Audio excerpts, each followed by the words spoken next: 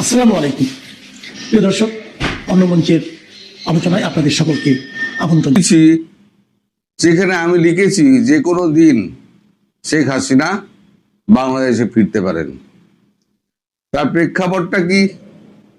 এমনি এমনি তো বলছেন না উনি যে মাথা উঁচু করে ফিরবো। তো তার প্রেক্ষাপটটা গতকালকে সৃষ্টি হয়েছে। আমি 19শে এপ্রিল একটা ভিডিও করেছিলাম যে ভারত শেখ হাসিনার হয়ে ইন্টারন্যাশনাল কোর্ট অফ জাস্টিসে যাচ্ছে এবং তার হয়ে সওয়াল করবেন হরিশ সালভে। এই ইন্টারন্যাশনাল কোর্ট অফ জাস্টিস কোথায়? এটা হচ্ছে নেদারল্যান্ডের হেগে। সময় তফাতের জন্য আমাদের এখানে খবরটি এসে পৌঁছায় রাতে এবং ফার্স্ট পোস্ট খবরটা করে। সেখানে খবরের হেডিংয়ে লেখা হয়েছে যে বাংলাদেশের বর্তমান সরকারের এই যে ফ্রড আর চক্রান্তমূলক এই যে তাকে সরিয়ে দেওয়া, এটা মানছে না এবং আইসিজে এই মামলাটি ইউএন এর কাছে পাঠিয়ে দিয়েছে উপযুক্ত ব্যবস্থা নেওয়ার জন্য, ভারতবর্ষকে জানিয়ে দিয়েছে। এই খবরটি যখন এলো তখন আমি ভাবলাম যে পূর্বের যে খবরটা আমি করবো ভেবেছিলাম সেই খবরটার থেকে এই খবরটা অনেক বেশি গুরুত্বপূর্ণ। কারণ এখন যা পারিপার্শ্বিক পরিবেশ তাতে চারদিকে হাওয়া উঠে গেছে, যে কোনো দিন শেখ হাসিনা ঢুকে পড়তে পারেন। এখন ঢুকে পড়তে পারেন বললেই তো হবে না। ভারত ভেতরে ভেতরে খবর রাখছিল, হরিশ সালের ভেতরে ভেতরে খবর রাখছিলেন কবে কি হচ্ছে না হচ্ছে। তার ভিত্তিতে হরিশ সালভে একদিন শেখ হাসিনার সঙ্গে দেখাও করেছিলেন, কালকে জানতে পেরেছি। তারপরেই শেখ হাসিনা উনি বলেন যে আমি মাথা উঁচু করে দেশে ফিরব। অর্থাৎ তিনি জেনে গিয়েছেন যে তাকে আটকাবার পথ নেই। এবার ভারত কোন যুক্তিতে করছে? ভারতের যুক্তি একটাই, যে উনি যে বৈধ প্রধানমন্ত্রী, আমরা যে বৈধ প্রধানমন্ত্রী বলি, তার একটাই কারণ তিনি কোনো ডিসিশন দেননি, পদত্যাগপত্র তিনি দেননি।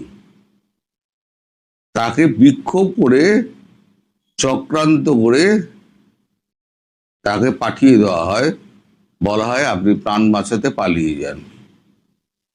তিনি তখন ভারতে আশ্রয় নেন। ভারত বরাবর তাকে অতিথি হিসেবেই রেখে দিয়েছে। তখন থেকেই ভারত প্ল্যান করছিল আইনানুগ ব্যবস্থা নিয়ে কি করে করা যায়। তার সঙ্গে তো আরো উল্টো পাল্টো ব্যাপারগুলো জুড়লো। এই তারপরে বর্ডার ফেন্সিং হলো। এখন এই বর্ডার ফেন্সিং দেখার জন্য 5 তারিখ আসাম যাচ্ছেন আমাদের স্বরাষ্ট্রমন্ত্রী অমিত শাহ, এবং 15 তারিখ বাংলায় আসছেন বর্ডার ফেন্সিং দেখতে, কাজকর্ম দেখতে। তো সেটা অন্য প্রসঙ্গ। এখন হয় ভারতবর্ষকে তার পদত্যাগপত্র দেখাতে হবে, অথবা আইসিজেতে যে ডেট পড়বে সেই ডেটে তাকে ওই পদত্যাগপত্র বাংলাদেশ সরকারকে দেখাতে হবে, বর্তমান সরকার। যদি পদত্যাগপত্র না দেখাতে পারে তাহলে সেক্ষেত্রে আইসিজে তাকে বৈধ প্রধানমন্ত্রী ঘোষণা করবে এবং ইউনাইটেড কাউন্সিলে রেফার করে দেবে। ইউনাইটেড কাউন্সিল কি বলবে? না, বৈধ প্রধানমন্ত্রী তিনি দেশে ফিরতেই পারেন, কারণ তিনি তো জনগণের রায় নিয়ে আসছেন, তার তো পদত্যাগপত্র নেই। অতএব শেখ হাসিনাকে ফেরানোর জন্য যে রাস্তাটি খুঁজছিল ভারত, সেই রাস্তাটি পেয়ে গেছে। এখন এই যে খবরটা আমি যেটা বলছি, যেটা 19শে এপ্রিল আমি করেছিলাম এবং আমার কমেন্ট বক্সে আমি তার লিঙ্ক দিয়ে দিচ্ছি, এই খবরটা কিন্তু বাংলাদেশে এখনকার সরকার কিন্তু জানে, এবং পূর্বতন সরকার উপদেষ্টারা তারাও জানেন। এই জানার ফলে একটা সবার মধ্যে ভয়ে একটা কাঁপুনি ধরেছে। এ বলছে আমি জানতাম না, ও বলছে আমি জানতাম না। একটা কিচেন ক্যাবিনেট ছিল, তারাই নাকি জানতেন না, অবশ্য তারা উপদেষ্টা ছিলেন, ভারী ভারী উপদেষ্টা। এখন যিনি পররাষ্ট্র উপদেষ্টা ছিলেন ওই তৌহিদ হোসেন, তিনি বলছেন বাণিজ্য চুক্তি সম্পর্কে আমি কেউ জানতাম না, আমাকে আমাকে লুকিয়ে যাওয়া হয়েছে। ফরিদা আক্তার ইনিও বলেছেন, নজরুল অধ্যাপক নজরুল তিনিও বলেছেন। এই লোকটার নাম বেশি নিই না, নামটা ভুলে যাই বারবার, নাম বেশি নিতে ইচ্ছা করে না, এত বড় মিথ্যাবাদী এই লোকটা। এইরা এখন সব পিঠ বাঁচানোর চেষ্টা করছে, কিন্তু পিঠ তো বাঁচবে না। বিএনপি সরকার তেমন কিছু করেনি, বিএনপি সরকার সেফ এক্সিট পেয়ে যাবে, কিন্তু আপনারা কেউ সেফ এক্সিট পাবেন না। আর ভারতবর্ষ কি করে ফেরাবে তার প্ল্যান সমস্ত রেডি করা আছে, কিন্তু আমি বলতে পারবো না, বললে আপনারা সতর্ক হয়ে যাবেন, বলা যাবে না। কিন্তু শেখ হাসিনা মাথা উঁচু করে আদালতের এবং ইউনাইটেড নেশনের রায় নিয়ে তিনি দেশে ফিরবেন, তাই উনি বলেছেন আমি মাথা উঁচু করে ফিরব। এবার আপনারা জিজ্ঞেস করতে পারেন কবে নাগাদ হতে পারে। দেখুন, ব্যাপারটা হচ্ছে এখন পুরোটা ইন্টারন্যাশনালি চলে গিয়েছে, এটা সময় লাগবে। আর যতক্ষণ না বর্ডার ফেন্সিংটা কমপ্লিট হচ্ছে ততক্ষণ কিন্তু ভারত কোনো রকম অ্যাকশনে যাবে না। এই যে গত কয়েকদিন ধরে এই যে সংঘর্ষ হচ্ছে সীমান্তে, এই সংঘর্ষ আমি তো আগেই বলেছি, সংঘর্ষ একটা ছোট ফুলকি যদি বারুদের স্তূপে গিয়ে পড়ে তাহলে পরে একটা বড় বিস্ফোরণ হতে পারে। আপনাদের কতগুলো খবর দিয়ে দিই, তাহলে বুঝতে পারবেন যে কি হতে যাচ্ছে। যেমন আইটিবিপি বলে আমাদের একটা সংস্থা আছে, ইন্দো টিবেট বর্ডার পুলিশ, তারা তিবেতটা পাহারা দেয়। যেহেতু ডেমচকে এখন প্রচুর সেনা মোতায়েন করা হয়েছে চীনকে ঠেকানোর জন্য, নেপাল এবং এই ভুটান এবং চীন এবং ভারত এই তিনটে জায়গায় মিলনস্থল হচ্ছে ডেমচক, সেখানে যখন প্রচুর ভারতীয় সৈন্য মোতায়েন করা হয়েছে তখন এই আইটিবিপি সেনাদের নিয়ে আসা হয়েছে। বলা হচ্ছে পুলিশ, আসলে তারা সেনা, তাদেরকে নিয়ে আসা হচ্ছে পুরো শিলিগুড়ি করিডোরের একদম পেছন দিকে। এরা আর বিএসএফ, এরা দুজনে থাকবে। আসামে থাকবে আসাম রাইফেলস এবং বিএসএফ, পশ্চিমবঙ্গে থাকবে এটিএস এবং তার সঙ্গে বিএসএফ, বিহারে থাকবে বিহার রাইফেলস এবং আমাদের বিএসএফ সিআইএসএফ বিহারে, দুটো জায়গাতে দুটো অর্গানাইজেশন থাকবে। বিএসএফ থাকবে, CISF central industrial reserve force তারাও থাকবে, এছাড়া থাকছে বিএসএফ। এটা একদম উত্তরবঙ্গ পর্যন্ত এই তিনটে ফোর্সকে রেডি করা হচ্ছে। এখন যখন ভেতরে ইনভেট করা হবে না, যখন ভেতরে ইনভেট করা হবে তখন কি 10 কিলোমিটার 20 কিলোমিটার ভেতরে ঢুকে গেল, তখন বাংলাদেশের সেনাবাহিনী কি করবে? এদিকে তো 1 কোটি লোক তো জড়ো হয়ে যাবে শেখ হাসিনাকে করার জন্য, অভ্যর্থনা জানানোর জন্য। তাদেরকে সামলাবে না সরকারকে সামলাবে নাকি বর্ডার সামলাবে, কোন দিকে যাবে? আপনারই ভেবে বলুন কোন দিকে যাবে। ফলে আজ যারা নাচানাচি করছেন না, তারাই নাচানাচিটা বন্ধ করুন। ভয় পেয়েছেন, আপনাদের পালাবারও জায়গা নেই। আপনারা ভারত হয়ে পালাবেন তো ভারতের ভিসা আপনারা, এই যে সাজিদ নাকি একটা সাজিদ আছে বোধহয়, একটা নাহিদ আছে, একটা আছে পাটোয়ারি আছে, হ্যাঁ সার্জিস আর 26 অক্ষর আছে, সজীব ভুইয়া সে একটা আছে, ইউনুস আছে, ফরিদা আক্তার আছে, তারপরে আর এক ম্যাডাম আছেন, বেশ সেজে গুজে থাকেন, চটকদার কথাবার্তা বলেন, নামটাই ভুলে গিয়েছি, তিনি আছেন। আমি বহু আগে একবার বলেছিলাম, আপনারা ঘর সংসার করছেন, কি দরকার এইসব ঝামেলার মধ্যে ঢুকে, পরবর্তীকালে তো সেই মুশকিলের মধ্যেই পড়বেন। তা আমার কথা তো কেউ শোনে না, কেউ দাম দেয় না। আজকে দেখুন কি ঝামেলার মধ্যে পড়তে যাচ্ছেন। শেখ হাসিনা দেশে ফিরে রাষ্ট্রপতির কাছে অনুমতি নিয়ে তিনি আবার যখন বসবেন ক্ষমতায়, বসে তার প্রথম কাজ হবে এইগুলোকে টাইট মারা। টাইট মারা মানে তোলো, বিচার করো, আর ফাঁসিতে ঝোলাও। সে যদি মহিলা হয়, সে যদি পুরুষ হয়, তার বয়স 90 হলেও হবে। কারণ শেখ হাসিনাকে 87 বছর বয়সে যদি তারা ফাঁসিতে ঝোলানোর বন্দোবস্ত করতে পারে, তাহলে উনিই বা করবেন না কেন?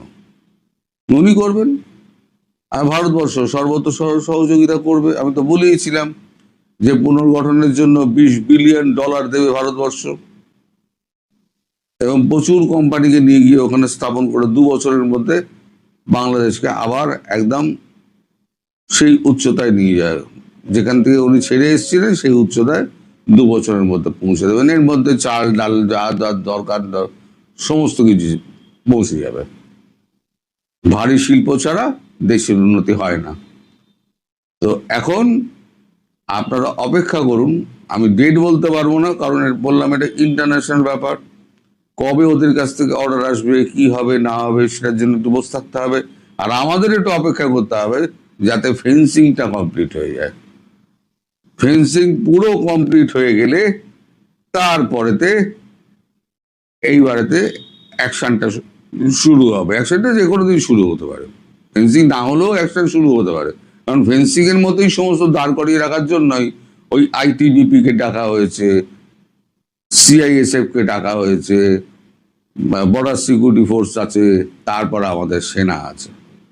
ঢুকবে আমাদের সেনা, তার পেছনে থাকবে বর্ডার সিকিউরিটি ফোর্স, তার পেছনে সুরক্ষায় থাকবে আইটিবিপি অথবা আসাম রাইফেলস অথবা বিহার রাইফেলস, এইরকম সমস্ত, অথবা কোথাও এসটিএফ। তো আপনাদের ছাড় নেই। এখন যদি বলেন আমরা কিছু জানি না, সব জানতো ইউনুস। মালটা খাওয়ার সময়, পয়দা খাওয়ার সময় সবাই খেয়েছেন, কই তখন তো পদত্যাগ করেননি। আপনার যদি মনে হতো, আপনার মনে হয়েছিল আপনি 3বার, আমি তৌহিদ হোসেনকে বলছি, উনি বলেছেন যে আমি 3বার পদত্যাগ করতে গেছিলাম, তা বললেন না কেন? আমি তো অনেক কোম্পানি ছাড়তে চাইনি, আমি তো পদত্যাগ করবো সিদ্ধান্ত নিয়েছি, পদত্যাগ করে দিয়েছি। আমি যদি পদত্যাগ করি, কাকে কে আমায় আটকাবে? কেউ আটকাতে পারবে না। আমার পোষাচ্ছে না, আমি চলে যাব। তো সালাউদ্দিন একজন আছেন না, বড় বড় কথা বলতেন, হ্যাঁ, সবাই দেখবেন ইঁদুরের মতো চুপসে গিয়েছে। ইঁদুর যেমন গর্তের দিকে ছোটে না পালাবার জন্য, এরাও ছুটোছুটি লাগিয়ে দেবেন। শুধু কটা মাস অপেক্ষা করুন। মানে যে কোনো দিন, মানে আমাদের তো অর্ডার যদি আসেও, ফেন্সিং যতক্ষণ না কমপ্লিট হচ্ছে ততক্ষণ আমরা কিছু করব না। আর ফেন্সিং কমপ্লিট হয়ে গেলে, ইলেকট্রিক্যাল লাইন বসে গেলে, তারপরে তো যা করার তাই হবে। সুতরাং আপনারা অপেক্ষা করুন। শেখ হাসিনা মাথা উঁচু করে যেমন বলেছেন দেশে ফিরবেন, তিনি মাথা উঁচু করে দেশে ফিরবেন। তার কারণটা আমি আপনাদের বলে দিলাম এবং স্ক্রিনও দেখিয়ে দিচ্ছি। সবাই ভালো থাকবেন। গতকাল 24শে মে সোমবার বাংলাদেশের পাকিস্তান দূতাবাসে রাষ্ট্রদূতের মাধ্যমে পাকিস্তানের সেনা প্রধান ফিল্ড মার্শাল আসিম মুনিরের কাছে একটি গোপন চিঠি দিয়েছেন ডক্টর মোহাম্মদ ইউনূস। ঠিক একই সময়ে আমরা দেখলাম যে ঢাকার একটা টেলিভিশনে মুখ খুলেছেন, বেশ কিছু স্পর্শকাতর কথা বলেছেন সদ্য সাবেক পররাষ্ট্র বিষয়ক উপদেষ্টা মিস্টার তৌহিদ হোসেন। ডক্টর ইউনূসের এই গোপন চিঠি দেওয়া এবং তৌহিদ হোসেনের মুখ খোলা এর মধ্যে কি কোনো সম্পর্ক আছে? আজকে এই বিষয়টা নিয়ে আলোচনা করছি, শেষ পর্যন্ত সাথে থাকবেন। এই আলোচনাটা শুরু করবার আগেই ঢাকার যে যমুনা টেলিভিশনে মিস্টার তৌহিদ হোসেন কথা বলেছেন, সেই নিউজের একটু ভিডিও ফুটেজ আপনাদের দেখাই, তারপরে বাকি আলোচনাটা করি। 7 সদস্যের কিচেন ক্যাবিনেট অন্তর্বর্তী সরকারের গুরুত্বপূর্ণ সিদ্ধান্ত নিত বলে দাবি করেছেন সাবেক উপদেষ্টা তৌহিদ হোসেন। জানান, প্রতি মঙ্গলবার নিয়মিত বৈঠক করতেন তারা। নিজ মন্ত্রণালয়ে একাধিক উপদেষ্টার প্রভাব ছিল জানিয়ে 3 বার পদত্যাগের সিদ্ধান্ত নেন, তবে তা গৃহীত হয়নি বলে জানান তিনি। যুক্তরাষ্ট্রের সাথে বহুল আলোচিত বাণিজ্য চুক্তি নিয়েও পররাষ্ট্র মন্ত্রণালয় কিছু জানত না দাবি করেন তৌহিদ হোসেন। তার মতে, জাতীয় নিরাপত্তা উপদেষ্টা ও বাণিজ্য উপদেষ্টা ছিলেন এর নেপথ্যে। স্বভাবতই প্রশ্ন জাগে, হঠাৎ কেন পররাষ্ট্র উপদেষ্টা মিস্টার তৌহিদ হোসেন মুখ খুললেন? তিনি যে কথাগুলো বলেছেন সেগুলো কেন বলেছেন? হঠাৎ কাদের দ্বারা আদৃষ্ট হয়ে বলেছেন? কেন বলছেন তিনি পদত্যাগ করতে চেয়েছিলেন? তিনি কি গা বাঁচাতে চাচ্ছেন না কেন চাচ্ছেন? এটা নিয়ে কিন্তু একটা আহ, আলোচনা চলছে। সবচেয়ে ইন্টারেস্টিং ব্যাপার হলো, আমি একটু আপনাদের মনে করিয়ে দিতে চাই, আমি যখন বলেছিলাম যে 5 জন উপদেষ্টা পদত্যাগ করতে চান, কিংবা আমি যখন বলেছিলাম যে ডক্টর ইউনূসের একটা কিচেন ক্যাবিনেট আছে, আমি বলেছিলাম বোধহয় 4-5 জন উপদেষ্টাকে নিয়ে তিনি সব সিদ্ধান্ত নেন। এই রেজওয়ানা হাসান, আদিলুর রহমান শুভ্র, তারপরে আসিফ নজরুল, আরো কয়েকজনের নাম বলেছিলাম। তখন মন্তব্যের সেকশনে অনেকেই বলেছিলেন যে আমি কি করে জানি, আমি কি সেখানে উপস্থিত ছিলাম কিনা, আমি চাপা মারছি, এরকম অনেক কথা বলেছিলেন। তো আজকে যখন মিস্টার তৌহিদ হোসেন এই কথাটা বললেন, তখন দেখলাম এটা শুধু ভাইরাল হলো না, এটা মানুষজন বিশ্বাসও করছে। আমি যে তথ্যগুলো আপনাদের দেই তা কখনো কখনো হয়তো সঠিক প্রমাণিত হয় না, কারণ কিছু থাকে আমার অ্যানালিসিস, কিছু অনুমান, এবং কিছু থাকে যে আমি যে তথ্যটা পেয়েছি পরবর্তীতে সেটা বদলে গেছে। কিন্তু আমার পক্ষ থেকে সবসময় একটা চেষ্টা থাকে যে আমি একটা অথেন্টিক নিউজ আপনাদের সাথে, অথেন্টিক ইনফরমেশন আপনাদের সাথে যেন শেয়ার করতে পারি। সো আজকে মিস্টার তৌহিদ হোসেন অন্তত আমাদের কিছু উপকার করে দিলেন। তো মিস্টার তৌহিদ হোসেন আজকে কেন মুখ খুলছেন, এবং তিনি বলেছেন সবকিছুতে ডিপ স্টেট থাকে, আওয়ামী লীগ আবার ফিরে আসবে। মিস্টার তৌহিদ হোসেন কি এখনো ডিপ স্টেটের পক্ষ হয়েই কথা বলছেন? এই প্রশ্নটি কিন্তু উঠেছে। তিনি কি নতুন করে কোনো বার্তা দিলেন? যখন আওয়ামী লীগ সভানেত্রী এবং বাংলাদেশের একাধিকবারের নির্বাচিত প্রধানমন্ত্রী শেখ হাসিনা খুব দৃঢ় কণ্ঠে বলছেন তিনি বাংলাদেশে ফিরবেন, এবং আওয়ামী লীগের সূত্রে যতটুকু খবর পাই তাদের মধ্যেও একটা মুভমেন্ট শুরু হয়ে গেছে দেশে ফেরার, সেই মুহূর্তে আওয়ামী লীগ ফিরবেন বলা ডিপ স্টেটেরই লোক মিস্টার তৌহিদ হোসেনের মুখে, হোয়াট ডাজ ইট ইন্ডিকেট? এটা যদি আপনি বিশ্লেষণ করেন যে মিস্টার তৌহিদ এর মধ্য দিয়ে একটা ইনফরমেশন বাজারে ছেড়েছে, যে সেটা হলো যে আওয়ামী লীগ ইজ রিটার্নিং, আর আওয়ামী লীগ তো আসলে অনেকেই বলেন যে আছে, আওয়ামী লীগের আবার ফেরার কি আছে, যাই হোক আওয়ামী লীগ রাজনীতিতে একদম সক্রিয় হচ্ছে, আমরা এটাই উনি বোঝাতে চেয়েছেন। এর মধ্য দিয়ে উনি দুটো বার্তা দিয়েছেন, এবং এই বার্তাটি তিনি ডিপ স্টেটের নির্দেশেই দিয়েছেন।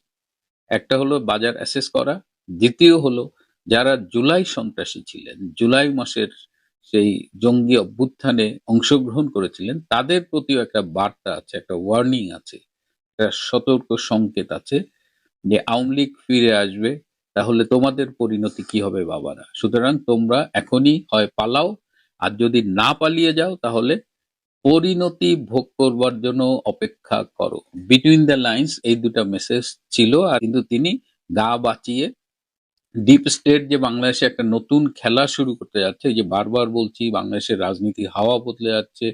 ট্রাম্প গত রবিবার যে ফোন করে ইন্ডিয়ায় যে কথাগুলো বললেন, তার আগে মার্কো রুবিও যে কথাগুলো বলেছেন, অজিত দোভাল এবং জয়শঙ্করের সাথে মিটিং এ, সব মিলিয়ে বাংলাদেশের রাজনীতি যে চেঞ্জ হচ্ছে এবং এটা যে জুলাই সন্ত্রাসীদের বিপক্ষে যাচ্ছে সেটা খুব স্পষ্ট হয়ে উঠছে। এবং এই জায়গাটাই ডক্টর ইউনূস খুব ভীত হয়ে পড়ছে।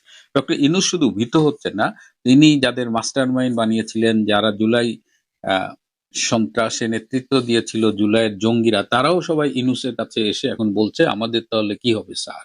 তো সব মিলিয়ে ডক্টর ইউনূস এখন একটা অথৈ সাগরে পড়েছে, এবং এই অবস্থায় তিনি একটি গোপন চিঠি লিখেছেন পাকিস্তানের আর্মি চিফ মিস্টার আসিম মুনিরের কাছে, এবং এই চিঠিটি গতকাল ঢাকার পাকিস্তান দূতাবাসে নিয়ে গিয়েছে তার আগের প্রেস সচিব ডাস্টবিন শফিক। 11টা 47 মিনিটে পাকিস্তানি রাষ্ট্রদূত ইমরান হায়দারের কাছে তিনি এই গোপন চিঠিটি হস্তান্তর করেন, এবং তখন সেখানে উপস্থিত ছিলেন আইএসআই এর বাংলাদেশ স্টেশন চিফ। এই চিঠিতে কি লেখা আছে? এই গোপন চিঠির মাধ্যমে আসলে ডক্টর ইউনূস বেইজিং এ রাজনৈতিক আশ্রয় প্রার্থনা করতে চেয়েছে, এবং এই রাজনৈতিক আশ্রয় যে প্রার্থনা করবেন চীনের কাছে, সেখানে পাকিস্তানের সেনা প্রধানকে মধ্যস্থতা করবার জন্য অনুরোধ করছেন। যে কথা বলছিলাম যে ডক্টর ইউনূস নিজেও আতঙ্কিত, তার যে সাঙ্গপাঙ্গরাও আছে তারাও চিন্তিত। এই মুহূর্তে ঠিক করা হয়েছে যে তিনি 12 জনের জন্য চায়নার বেজিং এ রাজনৈতিক আশ্রয় প্রার্থনা করবেন। প্রথম দফায় 7 জন এবং দ্বিতীয় দফায় 5 জন, মোট 12 জন। এবং এই 7 জনের মধ্যে রয়েছেন তার সাবেক প্রেস সচিব ডাস্টবিন শফিক, প্রেস টিমের আরেকজন আবুল কালাম মজুমদার, তারপরে কিচেন ক্যাবিনেটের 4 জন সাবেক উপদেষ্টা এবং 2 জন ব্যবসায়ীও রয়েছেন। ডক্টর ইউনূস মনে করছেন যে যেহেতু তার বিরুদ্ধে আদালতে রিট হয়েছে, এই রিটগুলো আপাতত খারিজ হলেও এটা একটা লিগ্যাল এভিডেন্স হিসেবে রয়ে যাচ্ছে, এবং এটা যে কোনো সময় পরবর্তীতে পরিস্থিতি ইউনূসের প্রতিকূলে গেলে এগুলো আবার রিভাইভ করবে, এগুলো আবার আদালতের সামনে চলে আসবে। এছাড়াও আপনাদের নিশ্চয়ই মনে আছে যে আমি আগেও বলেছিলাম যে নির্বাচনের 3 দিন আগে 8ই ফেব্রুয়ারি এবং 9ই ফেব্রুয়ারি এই কিচেন ক্যাবিনেট এবং ডক্টর ইউনূস এরা সব শেষ চেষ্টাটা করেছিলেন নির্বাচন ভণ্ডুল করার জন্য, আইদার মিলিটারি কু অর সিভিল কু, যে কোনো ভাবেই হোক তারা এটা একটা চেষ্টা করেছিলেন, এবং এই ইনফরমেশনটা কিন্তু তারেক রহমানের সরকারের কাছে আছে। সো তারেক রহমান সরকার এইটা, তার যারা নীতি নির্ধারক আছেন তারা কিন্তু ডক্টর ইউনূসের এই বিষয়টা মনে রেখেছেন, এবং ডক্টর ইউনূস কিছুটা হলেও আতঙ্কিত যে এই ইস্যুতেও ডক্টর ইউনূসের বিরুদ্ধে ইভেন ডক্টর তারেক রহমানও হয়তো কোনো ব্যবস্থা নিতে পারেন। এছাড়াও ডিপ স্টেটের যে সাম্প্রতিক রাজনৈতিক পরিবর্তন, এটা ডক্টর ইউনূসও টের পাচ্ছেন, এবং ডিপ স্টেটের যে ভাষ্য, রিসেন্ট একটা ভাষ্য যে বাংলাদেশে জুলাই অগাস্ট রেজিম চেঞ্জের মাধ্যমে তারা যা অ্যাচিভ করতে চেয়েছিলেন সেটা তারা অ্যাচিভ করতে পারেনি, এবং সেই অ্যাচিভ করার ব্যাপারে ডক্টর ইউনূস টোটালি ফেল করেছেন। সুতরাং ডিপ স্টেট এই এলাকায় তাদের স্বার্থ বজায় রাখার জন্য নতুন খেলা শুরু করেছে, যেটা আমি শুরুতেই বললাম যে ওই যে মিস্টার তৌহিদ বলেছেন, তৌহিদ সাহেব তো ডিপ স্টেটের পক্ষে এখনো কথা বলছেন। সো ডক্টর ইউনূসের এই আতঙ্ক বেজিংটাকে শেষমেশ রাজনৈতিক আশ্রয় দেবেন কিনা, এবং বেজিং এ যদি তিনি রাজনৈতিক আশ্রয় পান তাহলে সেখানে গিয়ে তিনি বাংলাদেশ এবং ভারতের বিরুদ্ধে তার তৎপরতাগুলো অব্যাহত রাখবেন, এই প্ল্যানটাও কিন্তু তার মাথায় আছে। সুতরাং এই যে গোপন চিঠি, যেটা ইতিমধ্যেই সামাজিক যোগাযোগ মাধ্যমে এসেছে, কিন্তু চিঠির কন্টেন্টটা নিয়ে অনেকেই আমরা অপেক্ষা করছিলাম, কিন্তু এই এপিসোড করার আগেই পেলাম। দেখা যাক ডক্টর ইউনূস শেষমেশ রাজনৈতিক